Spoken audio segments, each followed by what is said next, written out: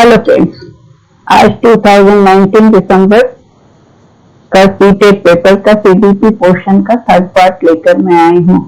आज ये 2009 का फर्स्ट पेपर का सीडीपी खत्म हो जाएगा। उसके बाद हम लोग फिर आप पिछले और प्रश्नों को देखेंगे। रोज इनकी प्रैक्टिस करने से हमारी तैयारी अच्छी हो जाएगी। और सीडीपी का ऐसा है ना कि क्वेश्चंस जो आते हैं वो रिपीट भी होते हैं, इसलिए इनकी प्रैक्टिस करने से आपकी तैयारी अच्छी होती चली जाएगी। तो इसमें 2019 सीटेट पेपर 1 का पार्ट 3 है, जिसमें आज 30 क्वेश्चंस 2019 दिसंबर, I have to write December, okay, ये दिसंबर के क्वेश्चन है। दिसंबर लिखना मैं भूल गई, इसलिए मैं लिख दे रही हूँ यहाँ पे।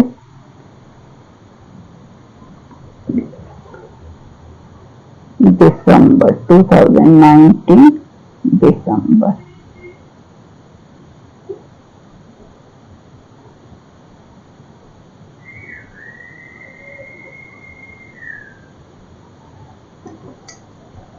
ठीक है, ये दिसंबर के क्वेश्चन है।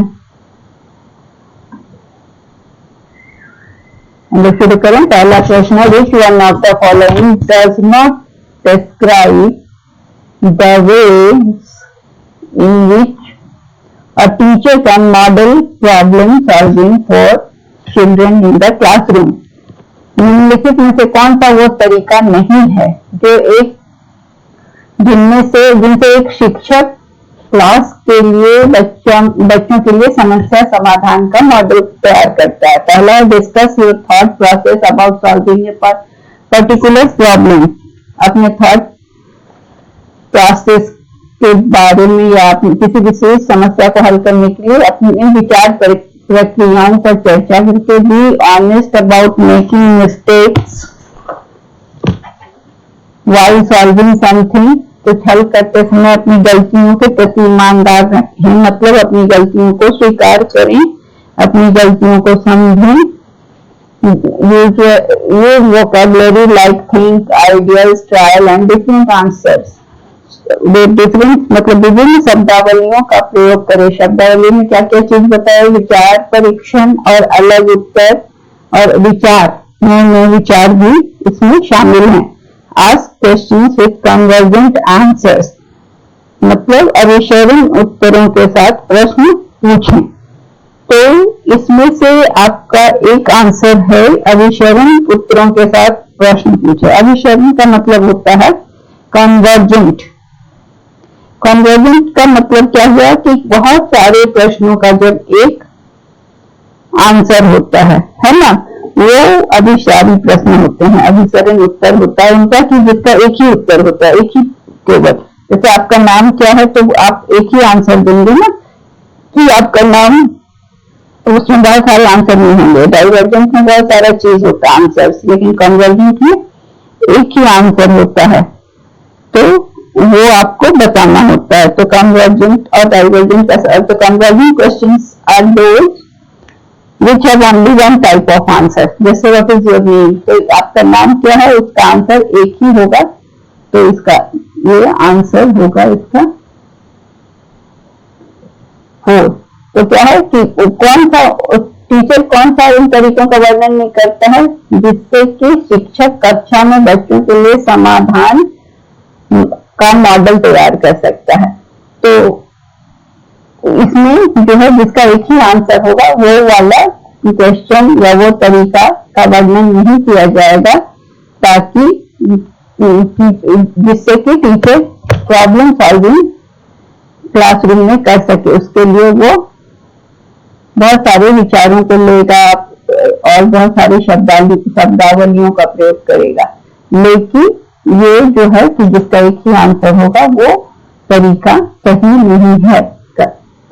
दूसरा है, which one of the following is an emotion. इसमें से कौन सा एक भाव है? जिसमें क्या क्या ऑप्शन आता है? मेमोरी। मेमोरी का मतलब होता है स्मरण या स्मृति, ठीक है। और दूसरा है मनोरंजन जिसको हम कहते हैं अम्यूजमेंट या मनोरंजन, तीसरा है अटेंशन ध्यान, और चौथा है स्टिमुलस या प्रोत्साहन। तो इसका आंसर होगा अम्यूजमेंट। अम्यूजमेंट का मतलब क्या होता है? देखिए भावना जो होती है ना, पहले आंसर टिक कर दूंगा।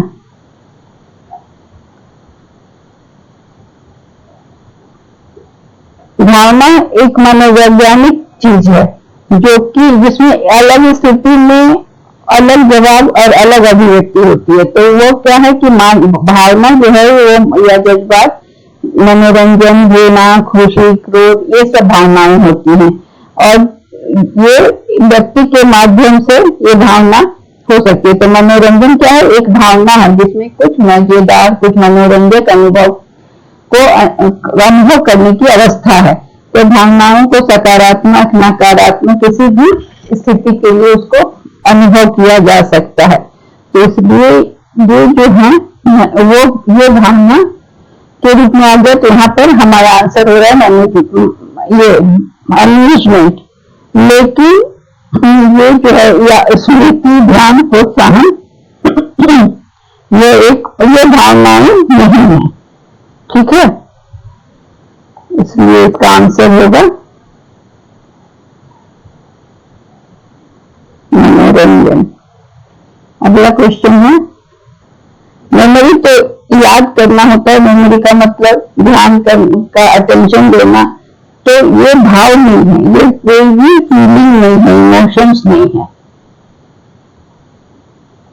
इसलिए इसका आंसर है मनोरंजन। मनोरंजन में खुशी, आनंद, ये सब का अनुभव होता है, तो वो इमोशंस को बताता है। तीसरा question number 3, a 3-year child explains that milk is produced by a machine at the milk booth। 3 साल का बच्चा ये बतलाता है कि दूध बूथ पर एक मशीन से दूध बनता है। इसमें से कौन सी बच्चे की व्याख्या का सर्वोत्तम व्याख्या की बच्चे की समझ का सर्वोत्तम व्याख्या कौन सा प्रस्तुत करता है? तो the child has very limited exposure to the world. बच्चे को दुनिया के बारे में बहुत कम अनुभव है। दूसरा है कि बच्चे का उत्तर क्या है? दूध से दूध खरीदने के अनुभव पर आधारित है। या child has never seen cows, बच्चे ने कभी गाय देखी नहीं।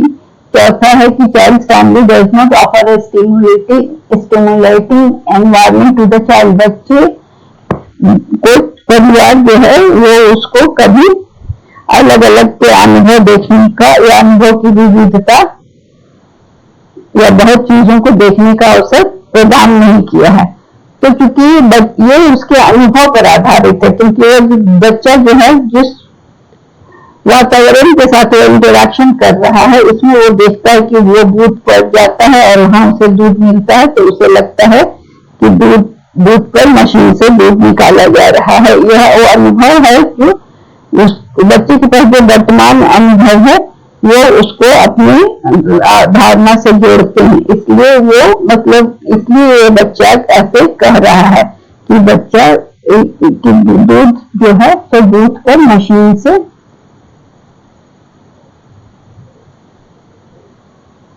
बनता है।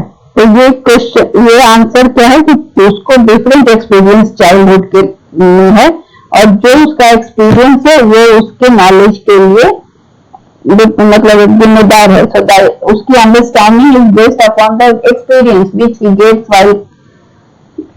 gets from the learning or while getting the milk from milk booth, है ना।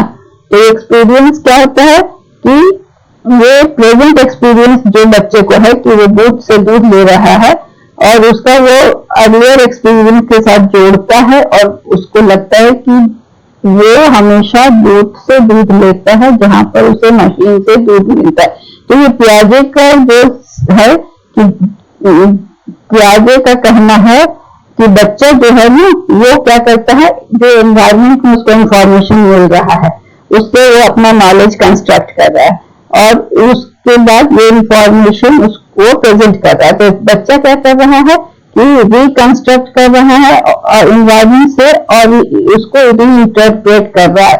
ताकि वो प्रॉब्लम सिचुएशन में जो देख रहा है उसको इंटरप्रेट करके दो मेंटल प्रोसेस को एसिमिलेट कर रहा है। एक तो देख रहा है कि वो बूथ से दूध ले रहा है और मशीन से दूध मिल रहा है, तो इसलिए वो अपने एनवायरमेंट में जो देख रहा है उससे अपना नॉलेज कंस्ट्रक्ट कर रहा है। सो दैट आंसर इज कि बच्चा का आंसर किस चीज पर आधारित है, तो उसका एक्सपीरियंस जब वो दूध मिल्क बूथ से खरीदता है उस पर आधारित है। अगला क्वेश्चन है which of one of the following best describe a teacher's role. इसमें टीचर की भूमिका को सबसे अच्छे तरीके से कौन सा स्टेटमेंट बता रहा है। इसमें 4 स्टेटमेंट दिए हैं जिसमें कि टीचर के स्टेटमेंट को हमें बताना है। पहला, teacher's most important role in the classroom is to maintain discipline. सबसे महत्वपूर्ण भूमिका अनुशासन बनाए रखना है। और teachers should adhere to the prescribed text book. जो पाठ्य पुस्तक निर्धारित की गई है उसका पालन करना है टीचर को। या completing the syllabus on time, leaving enough time for revision is important. Syllabus को समय पर खत्म करके रिवीजन के लिए पर्याप्त समय छोड़ना महत्वपूर्ण है। या creating a relaxed space where children learn through dialogue and inquiry. बच्चों को इस तरह का रिलैक्सेशन देना कि बच्चे आराम से टीचर से कुछ भी पूछ सकें। आरामदायक जगह बनाने का मतलब कि एक बच्चों में डर खत्म करना ताकि वो टीचर से कुछ भी पूछ सकें। तो इसमें क्या है कि शिक्षक की भूमिका क्या है कि छात्रों को ज्ञान प्रदान करना है। और ज्ञान कैसे प्रदान करेगा, नई चीज के बारे में जानना या कुछ भी, तो उसमें छात्र को ये प्रोत्साहित करना होगा। शिक्षक को ये डर खत्म करना होगा बच्चों को, ताकि वो बिना डरे आराम से उनसे क्वेश्चन पूछ सकें, उनसे बात कर सकें। तो इसलिए टीचर को यहाँ आरामदायक जगह बनाने का मतलब हुआ कि बच्चों में कंफर्ट फील कराना, ताकि बच्चे बिना डरे निडर होकर टीचर से कुछ भी पूछ सकें, डिस्कस कर सकें। मतलब कि teacher should be open to the students. तो इसका आंसर होगा creating option is 4, relaxed space, जहां पर बच्चे रिलैक्स होकर शिक्षक से कुछ भी बात कर सकें, पूछ सकें।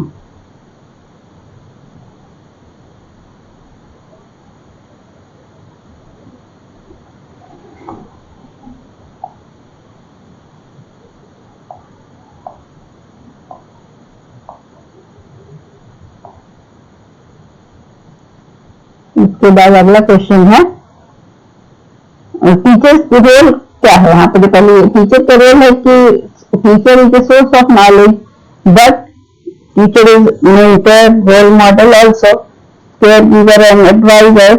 So teacher's role is to impart knowledge to the students, and not just to impart knowledge, but the role of teacher is to inspire, motivate and facilitate. Teacher should not be dictator. Teacher को यहाँ पर क्या है, facilitator होना है, यहाँ बच्चों को मदद करनी है उनको, ताकि वो अपने नॉलेज को और बच्चे अपनी जिज्ञासा को टीचर से पूरी कर सके, क्वेश्चन पूछ सके। तो इसलिए टीचर फैसिलिटेटर के रूप में बच्चों को मदद करना है, असिस्ट करना है। तो टीचर, क्योंकि बच्चे एक्टिव लर्नर होते हैं, तो उनको नॉलेज के साथ साथ टीचर को उनको अपने से टीचर के साथ इंटरैक्ट करने की का माहौल भी देना होगा, ताकि बच्चे बिना डरे हुए टीचर से प्रश्न पूछ सकें। अगला क्वेश्चन है which one of the following classroom encourages rich learning? A classroom with variety of materials displayed in the class beyond the reach of children so that the material lasts longer. एक मतलब ऐसा कक्षा, जो ऐसा classroom हो जिसमें बहुत सारी सामग्री हो, लेकिन वो बच्चों को मिले नहीं, बच्चों की पहुंच से बाहर हो, ताकि वो सामग्री टिकाऊ हो सके। तो ये तो सही नहीं है। A classroom with open activity corners and a variety of children literature in open shelves accessible any time of the day. खुली अलमारियों में, खुली गतिविधि के कोने और विभिन्न प्रकार के साहित्य और सामग्री है जो बच्चा किसी भी समय में जाकर उनको देख सके, पढ़ सके। ये classroom with neatly organise material in cupboards throughout is brought out once a week for free play. अलमारी में बहुत सी अच्छी चीजें, सामग्री वाली व्यवस्थित सामग्री हो जो कि सप्ताह में एक बार खोला जाए। या a classroom with structured and planned learning driven by textbook content। अब पाठ्य पुस्तक या सामग्री द्वारा संचालित, संरचित, नियोजित शिक्षण वाली कक्षा। अब ऐसी कक्षा नहीं, तो इसमें क्या है कि कौन सा समृद्ध शिक्षा को प्रोत्साहित करेगा, जहाँ बच्चों को खुला सब कुछ मिलेगा, बच्चे फ्री होंगे अपनी सुविधा से, अपने हिसाब से जाकर वहां से वो क्या होगा, उनका अनुकूल कक्षा का वातावरण होगा, ताकि बच्चे जब चाहें अपनी मर्जी से, क्योंकि बच्चों का मूड होता है, कभी भी बांध के उनको सिखाया नहीं जा सकता, उनको फ्री छोड़ा जाए ताकि वो वहां से पुस्तक लेकर या कोई भी चीज को लेकर अपनी जानकारी और अपनी शिक्षा को बढ़ा सके। तो इसमें शिक्षक का तो काम है कि मतलब ज्ञान का संचार करना, छात्रों को प्रेरित करना, होमवर्क देना। इसके अलावा इसमें क्या है कि समृद्ध सीखने का प्रोत्साहित कब होगा, जब बच्चे को सब चीज क्लास में, कॉलेज में, स्कूल में खुला किताब, अलमारी में, लाइब्रेरी, बुक्स जो भी है सब आराम से सुलभ हो, जब चाहे बच्चे को सीखने के लिए वो मौजूद हो। तो इससे क्या होगा कि बच्चे अपने ढंग से, अपनी गति से, अपनी जरूरत से उसको सीखेंगे, रुचि से सीखेंगे। तो इससे बच्चों की समृद्ध शिक्षा को प्रोत्साहन मिलेगा।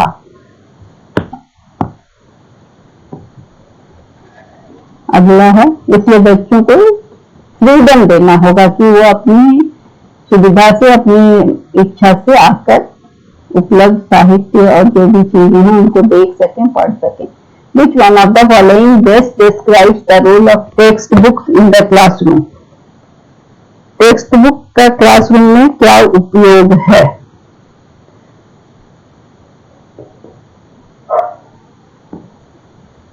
टेक्स्ट बुक वे कक्षा में उपलब्ध क्या है? Text book are one of the resource and reference material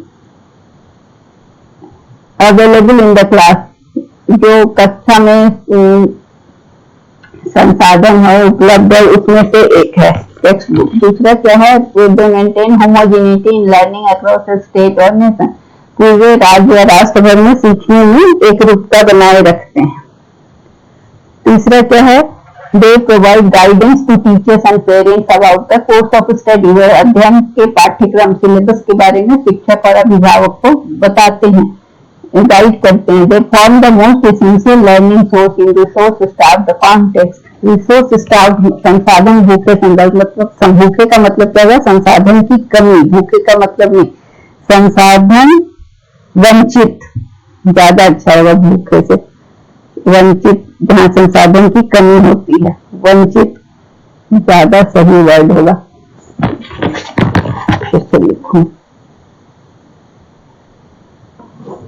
वंचित, यहाँ पर होगा वंचित,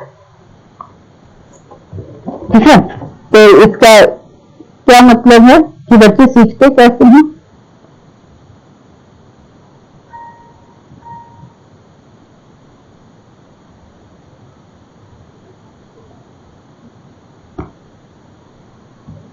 तो इसमें सबसे है कि they provide guidance to teachers and parents about the course. पाठ्य पुस्तक की भूमिका सबसे अच्छा से वर्णन कौन सा करता है? तो ये तीसरा नंबर है, जो बताता है कि टीचर्स और पेरेंट्स को भी पता चलता है कि क्या पढ़ना है, किस क्लास का क्या पाठ्यक्रम है। तो इसलिए इस पाठ्य पुस्तक की भूमिका सबसे अहम टीचर और पेरेंट्स के लिए होता है, ताकि उन्हें पता चल सके कि क्या क्या कोर्स में है और बच्चों को क्या पढ़ना है। तो इसलिए पाठ्य पुस्तक क्या है? शिक्षार्थी और शिक्षक को मदद करती है और साथ साथ पेरेंट्स को भी मदद करती है। और उसके बाद ये बताता है, पुस्तक से ये पता चलता है कि छात्र पाठ पूरा होने के बाद क्या क्या सीख पाएंगे, क्या जान पाएंगे।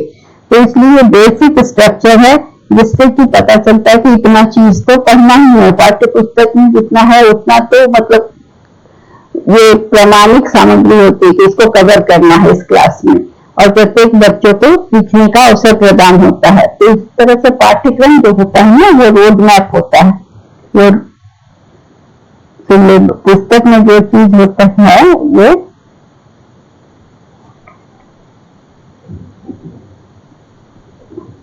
जिसके पास एक प्रकार का ये रोड मैप है जिससे पता चलता है कि क्या क्या चीज इनको पढ़ना है। तो पाठ्य पुस्तक की भूमिका सबसे अच्छा क्या है कि पाठ्य पुस्तक में क्या विषय वस्तु है ये पता चलता है, किस एज के लिए क्या चीज उपयुक्त है ये पता चलता है, कितना शब्दावली का प्रयोग, किस तरह का स्टैंडर्ड किस लेवल का शब्दावली प्रयोग करना है, और उसमें बहुत सारे उदाहरण और क्वेश्चंस दिए जाते हैं ताकि बच्चे उनको आसानी से सॉल्व कर सकें।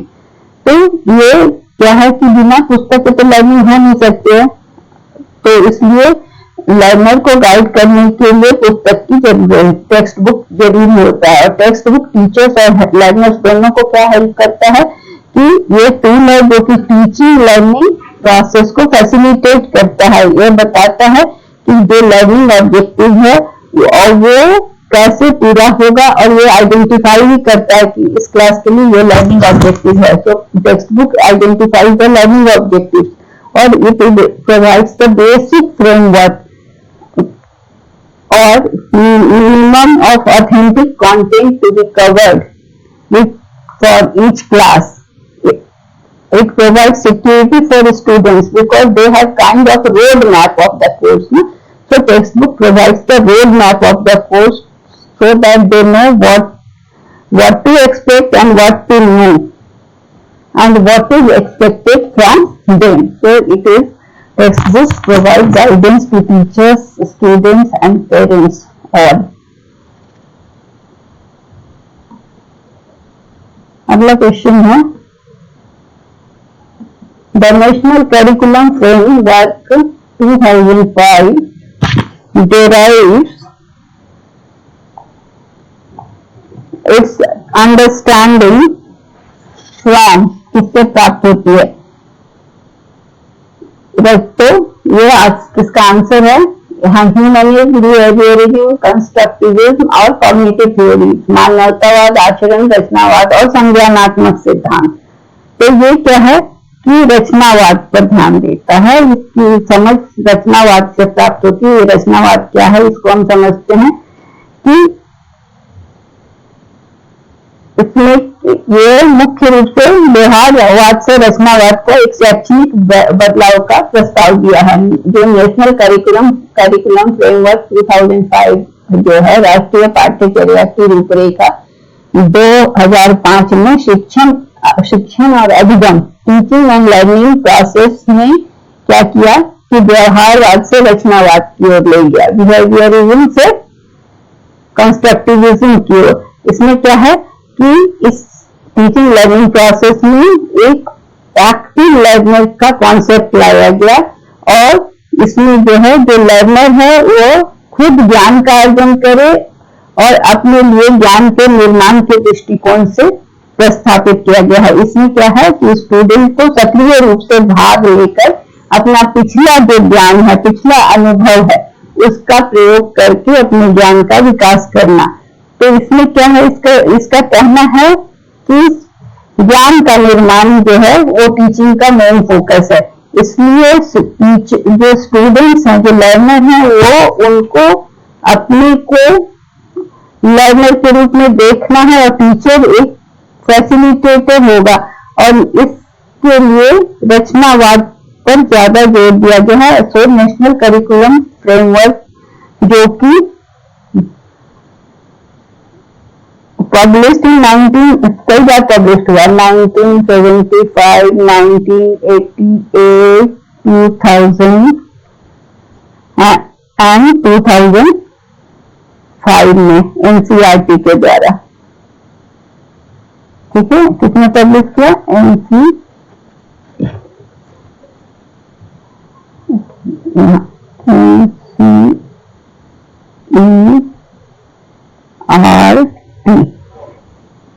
ये एक फ्रेमवर्क है जो कि क्या क्या प्रोवाइड करता है, सिलेबस,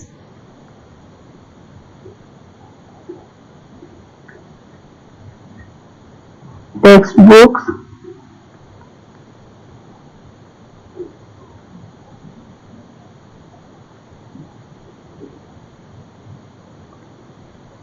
और टीचिंग प्रैक्टिस स्कूल में जो होता है वो बताता है।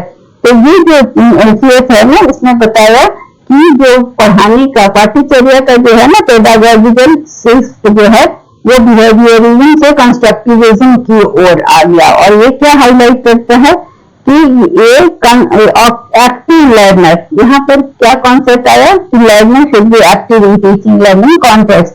एक्विजिशन ऑफ नॉलेज जो होगा वो किसके द्वारा, ज्ञान का ग्रहण कौन करेगा, लर्नर करेगा। Acquisition of knowledge by learner is replaced by the approach of construction of knowledge. अब क्या होगा कि यहाँ अक्वायर नहीं करेगा, यहाँ नॉलेज वो निर्माण करेगा, कंस्ट्रक्ट करेगा। एनसीएफ का कहना था कि नॉलेज कंस्ट्रक्शन एक इवॉल्विंग प्रोसेस है। यहाँ पर क्या हुआ कि नॉलेज कंस्ट्रक्शन पे जोर दिया गया।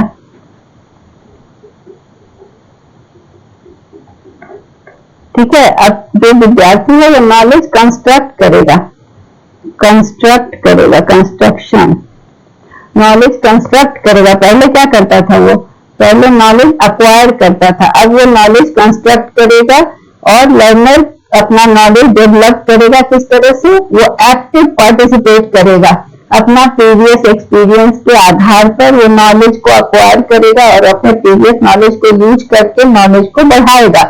और कंस्ट्रक्शन ऑफ नॉलेज जो होगा वो मेजर फोकस होगा। टीचिंग का मेजर फोकस क्या होगा, कंस्ट्रक्शन ऑफ नॉलेज, जो कि लर्नर के द्वारा खुद किया जाएगा। इसलिए लर्नर को क्या किया जाए, लर्नर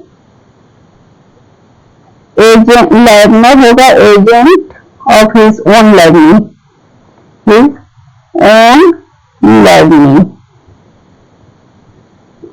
लर्नर भी अपने लर्निंग का एजेंट बनेगा। और टीचर क्या होगा, एक फैसिलिटेटर होगा।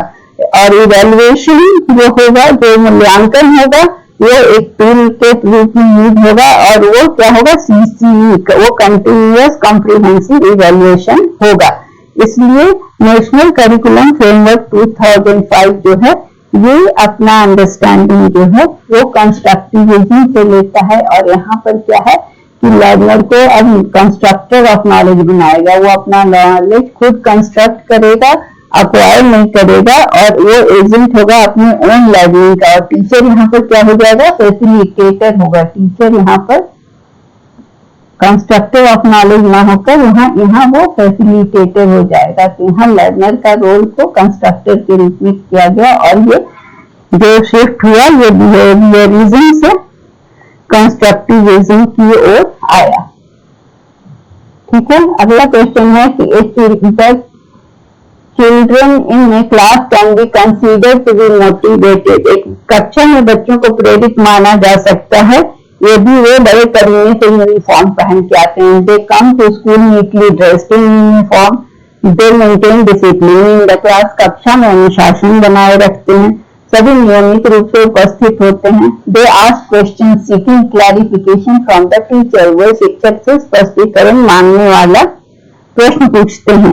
तो यहाँ प्रेरणा या अभिप्रेरणा से क्या मतलब है, प्रेरित छात्र कौन होगा, जो क्या है, जो चुनौतीपूर्ण लक्ष्य को निर्धारित करता है, स्वीकार करता है, जिम्मेदारी लेता है। तो कौन सा अभिप्रेरित होना या प्रेरित माना जाने वाला कौन सी क्रिया है जो एक शारीरिक या मानसिक आवश्यकता की कमी से शुरू होती है। और ये किसी कमी को से शुरू होती है और उसका लक्ष्य क्या होता है कि उसका लक्ष्य होता है कि उस आवश्यकता को पूरा करना। तो प्रेरणा ऐसी परिस्थिति का निर्माण करना है जिसमें कि लोग रुचि और जोश से अपने नॉलेज को बढ़ाते हैं। तो motivation refers to willingness of individual members to set and accept challenging goals. तो गोल्स को जब वो सेट करते हैं और एक्सेप्ट करते हैं दे टेक रिस्पॉन्सिबिलिटी, और ये रिस्पॉन्सिबिलिटी ही लेते हैं, काम करने के लिए अपना इन्वॉल्वमेंट ही करते हैं। तो ऐसी स्थिति में जब वो ये प्रोसेस कब होता है, जब उनका फिजियोलॉजिकल या साइकोलॉजिकल नीड वो बिहेवियर को ट्रिगर करता है और वो किसी गोल की ओर एम करता है, किसी गोल को अचीव करना चाहता है। तो ये मोटिवेशन का पर्पस क्या है? ऐसा कंडीशन क्रिएट करना जिसमें लोग उत्साह के साथ काम करें, इनिशिएटिव लें, इंटरेस्ट के साथ काम करें। तो ऐसी स्थिति में क्या है कि उनको फिर जब सेल्फ इंटरेस्ट और मोटिवेशन से जब काम करेंगे तो उन्हें टीचर से स्पष्टीकरण मांगने वाले प्रश्न पूछना, या क्वेश्चन जो भी जहां पर उनको क्वेश्चन समझ ना आए, या जहां पर ये इसमें क्या होगा कि बच्चे अपना गोल फिक्स करेंगे और गोल को अटेन करने के लिए टीचर से मदद लेंगे और उनसे प्रश्न पूछेंगे, स्पष्टीकरण मांगने वाले प्रश्न पूछेंगे। तो इसका आंसर यही होगा। तो मोटिवेशन क्या करता है? इमोशंस और फीलिंग को अपील करता है। तो जो मोटिवेटर होता है वो अपने स्किल को डील करने में क्या करता है कि अपने में जो बेस्ट है उसको लाने के लिए वो मोटिवेटेड तभी होंगे जब वो शिक्षक से किसी भी चीज को पूछ सकें। मोटिवेटेड होंगे तो हर चीज को जानने के लिए जब वो शिक्षक से क्वेश्चन पूछें, उसका आंसर पूछें, उसका क्लैरिफिकेशन पूछें, तो वो मोटिवेटेड माने जाएंगे। अगला क्वेश्चन है, which one of the following is most suitable to improve children's learning? Regular assessment test should be conducted. Teachers should explain the content using different examples and illustrations. All types of learning material should be there in the class. Teachers should facilitate children to interact with each other on real life situations. बच्चों की शिक्षा में सुधार के लिए सबसे important क्या है? तो नियमित मूल्यांकन परीक्षा की जानी चाहिए। मूल्यांकन परीक्षा से नहीं होगा, बल्कि क्या है, शिक्षक को विभिन्न उदाहरणों और दृष्टांतों का उपयोग करना चाहिए। फिर क्या है, कक्षा में सभी प्रकार की शिक्षण सामग्री होनी चाहिए। शिक्षक को क्या करना चाहिए? बच्चों को वास्तविक जीवन की स्थितियों में एक दूसरे से बातचीत करने की सुविधा प्रदान करनी चाहिए, ताकि वो क्या, यहाँ पर क्या होगा, वास्तविक जीवन की सिचुएशन में जब आएगा तो अपने पहले ज्ञान और अनुभव के कोष के साथ वो आते हैं, और जब उन्हें सक्रिय निर्माण के लिए नए ज्ञान का विकास के लिए जब अवसर दिया जाता है तो इसके लिए उनको प्रत्यक्ष अनुभव की जरूरत होती है। वास्तविक जीवन की स्थितियों में जाना होता है, छात्रों को आपस में बातचीत करना होता है। इससे क्या होता है कि बच्चे की सीखने की गति बढ़ती है और बच्चे ठोस से अमूर्त की ओर, परिचित से अपरिचित की ओर, विशिष्ट से सामान्य की ओर उनकी शिक्षा बढ़ती है। इसके लिए बच्चे सोचते हैं और सीखने के अनुभव को योजना बनाते हैं और विभिन्न तरीके अपनाते हैं। इसमें प्रत्येक बच्चा क्या है, किसी विशेष परिस्थिति में हर बच्चे एक दूसरे से बात करेंगे, एक दूसरे के नॉलेज से वो फायदा उठाएंगे, उनका नॉलेज बढ़ेगा। तो इसलिए क्या करना है कि बच्चे को स्कूल जब आते हैं बच्चे को they have fund of knowledge.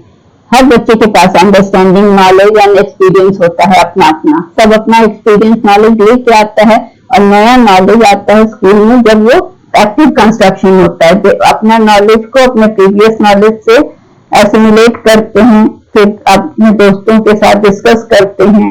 उसके अलावा डायरेक्ट एक्सपीरियंस जब किसी चीजों का करते हैं और शिक्षक और छात्रों के साथ जब उनका इंटरेक्शन होता है तो फिर उनका नॉलेज और बढ़ता है। ये इसलिए बच्चों को शिक्षा में सुधार के लिए यह अवसर प्रदान करना बहुत जरूरी है, क्योंकि हर बच्चा यूनिफॉर्म स्पीड में लर्न नहीं करता है, क्योंकि अपना अपना पेस ऑफ लर्निंग होता है। इसलिए यहाँ पर क्या होता है कि बच्चों को वास्तविक जीवन की स्थिति में एक दूसरे से बात करने से फ्लेक्सिबिलिटी आती है, और ये फ्लेक्सिबिलिटी लर्निंग में देना जरूरी है ताकि हर बच्चे अपने पेस ऑफ टाइम से सीख सके। तो जो उनका लर्निंग प्रोसीड करता है, कैसे कैसे लर्निंग बढ़ता है, कॉन्क्रीट टू एब्स्ट्रैक्ट की ओर जाते हैं, नोन टू अननोन की ओर जाते हैं, स्पेसिफिक टू जनरल जाते हैं। तो ये है कि इन सब सिद्धांतों को ध्यान में रखकर उनकी लर्निंग को आगे बढ़ाना है। अब बच्चे, हर बच्चा अलग तरह से सोचता है, अलग तरह से रेस्पॉन्ड करता है, तो इसलिए हर बच्चा सेम वे में बिहेव नहीं कर सकता है। तो इसलिए हर बच्चे को इंकरेज करने की और अप्रिशिएट करने की आवश्यकता है। और जब बच्चे, क्या होता है कि लर्निंग उनकी इफेक्टिव होती है जब वो एक्टिविटी बेस्ड लर्निंग होती है, जॉयफुल होता है, उनको फ्रीडम मिलता है। तो इसलिए कोई भी एक सही तरीका नहीं होता। There is no one right way to learn anything. हर बच्चा अलग अलग तरीके से सीखता है। वन राइट वे सबके लिए नहीं हो सकता है, क्योंकि हर बच्चे की कैपेसिटी अलग अलग होती है। ठीक है, इसलिए टीचर को ये देखना होता है कि किस समय बच्चे को क्या सहूलियत होती है। इसलिए टीचर को फैसिलिटेट करना है बच्चों को, कि ताकि वो एक दूसरे से रियल लाइफ सिचुएशन में इंटरेक्ट करें और ताकि वो एक दूसरे से भी सीख सकें। ठीक है, और जब प्राइमरी और छोटे बच्चे होते तो उनको तो एक्चुअल ऑब्जेक्ट से सिखाना चाहिए। लिविंग और नॉन लिविंग थिंग सिखाना है सपोज, तो उनको लिविंग थिंग भी दिखाना चाहिए, नॉन लिविंग भी, लोकल एनवायरमेंट से। तो बच्चों की जो लर्निंग होगी लॉन्ग लास्टिंग होगी। इसीलिए बच्चों को variety of learning material real life situation से मिलना चाहिए, ताकि उनकी शिक्षा में सुधार हो सके। अगला, the last question is the discipline in which has a significant role in a learning environment is of kind which helps सीखने के माहौल में जिस अनुशासन की महत्वपूर्ण भूमिका होती है वह उस प्रकार का होता है जो मदद करता है children to regulate and monitor their own learning, to create silence, teacher to give instructions, children to rote memorize their lessons. बच्चों को अपने स्वयं के सीखने को विनियमित और मॉनिटर करने के लिए, मान पैदा करने के लिए शिक्षकों को निर्देश देना, और बच्चे रटकर पाठ याद करते हैं। तो लर्निंग जिस माहौल में होती है ना, वो कंपोजिट नेचुरल कंडीशन में होता है, सोशियो कल्चरल कॉन्टेक्स्ट भी होता है। इसलिए लर्निंग एनवायरनमेंट एक ऐसी सराउंडिंग होती है जिसमें कि बच्चे इंटरैक्ट करते हैं और अपना एक्सपीरियंस को बढ़ाते हैं। तो इसमें क्या है कि वो रेगुलेट टीचिंग बहुत सारी एक्टिविटीज को इंक्लूड करता है, जिसमें कि communicating, motivating, clarifying the concept, classroom discipline, ये सारे चीज को मिलाकर टीचिंग होती है। तो इसलिए बच्चों को क्या है कि कई गतिविधियों में ज्ञान संचार करना, प्रेरित करना, अवधारणा को कॉन्सेप्ट क्लियर करना, अनुशासन, होमवर्क, ये सारी चीज को सीखने के बाद एक भौतिक वातावरण में बच्चे सीखते हैं। जो स्कूल का माहौल होता है उसमें वो जब वो बच्चे सीखने जाते हैं तो वो निर्धारित और सीमित दायरा होता है। इसलिए सीखने के माहौल में अनुशासन की जो भूमिका होती है वो बच्चे को स्वयं को सीखने में रेगुलेट और मॉनिटर करने में मदद करता है। ये अनुशासन की महत्वपूर्ण भूमिका है, क्योंकि सीखने का माहौल को बनाए रखने के लिए अनुशासन जरूरी है। यदि कोई बच्चा अनुशासित नहीं है तो क्या होगा, वो अपने रियल लाइफ में अपने प्लान को कभी लागू नहीं कर पाएगा। इसलिए अनुशासित होना, डिसिप्लिन क्लास में बहुत जरूरी है मेंटेन करना, बट फियर से नहीं बल्कि यहाँ पर बच्चों को सेल्फ डिसिप्लिन लाने की जरूरत है। और जिस एनवायरमेंट की लर्निंग हो रही है वो कंपोजिट नेचुरल कंडीशन होना चाहिए और उसका सोशियो कल्चरल कॉन्टेक्स्ट होना चाहिए जिसमें बच्चा रहता है, उसी सोशियो कल्चरल कॉन्टेक्स्ट में। तो लर्निंग एनवायरमेंट क्या है, ऐसा सराउंडिंग है जिसमें कि बच्चे एक दूसरे से इंटरेक्ट करते हैं और लर्निंग बढ़ती है। तो डिसिप्लिन का क्या रोल है लर्निंग में? डिसिप्लिन का सिग्निफिकेंट रोल है लर्निंग में। It helps children to regulate and monitor their own learning. Discipline is essential to maintain a learning environment. If a child is not discipline, क्या होगा? He will never be able to implement his plan in real life. If there will be no discipline in school, students will be free to do anything. So discipline in the class can be maintained by force and fear, but not a real discipline. In classroom, discipline should be the result of gradual building of. So it should not be imposed by fear. डरा के धमका के अनुशासन नहीं लाना है, बल्कि अनुशासन का निर्माण होना चाहिए ग्रेजुअल, अपने सेल्फ आत्म अनुशासन होना चाहिए, सेल्फ कंट्रोल और सहयोग से ये अनुशासन की आदत होनी चाहिए।